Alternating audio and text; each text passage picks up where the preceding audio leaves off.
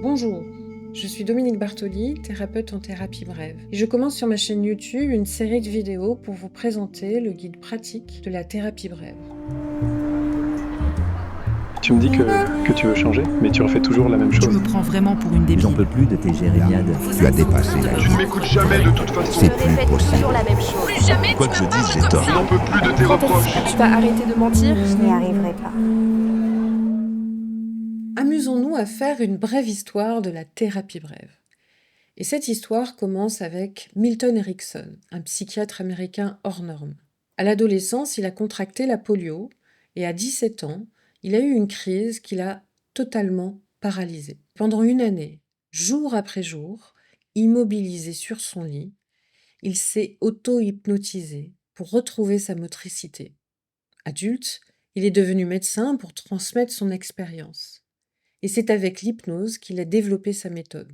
Son apport est essentiel à la thérapie brève. Il a compris que l'inconscient n'est pas un ennemi à explorer pendant des années, mais un réservoir de ressources à mobiliser rapidement. Pour Erickson, le patient a déjà les solutions en lui. Il suffit d'utiliser un langage indirect, des métaphores, des suggestions, pour lui permettre de les trouver. Le thérapeute n'est pas un fouilleur du passé, mais un catalyseur du présent. La deuxième étape, la plus importante, se déroule dans les années 50, en Californie, à Palo Alto. Gregory Bateson, Paul Václavich et John Wickland ont fait une découverte clé. La psychothérapie ne doit pas s'intéresser à la personne isolée, mais au système dans lequel elle évolue, la famille, le couple, le travail, l'environnement.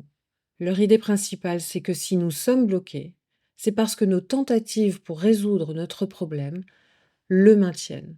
L'objectif du thérapeute est de désamorcer avec le patient ces tentatives de solution. Enfin, la troisième étape est apportée par Giorgio Nardone, un disciple de Paul Václavich. Nardone conçoit des protocoles d'intervention stratégiques spécifiques à chaque pathologie, comme la phobie, le trouble alimentaire, la paranoïa, les TOC. Et le rôle clé de Nardone a été de faire passer la thérapie brève du statut de modèle théorique et conversationnel à celui de science appliquée et efficace. Voilà donc les trois fondations de cette thérapie.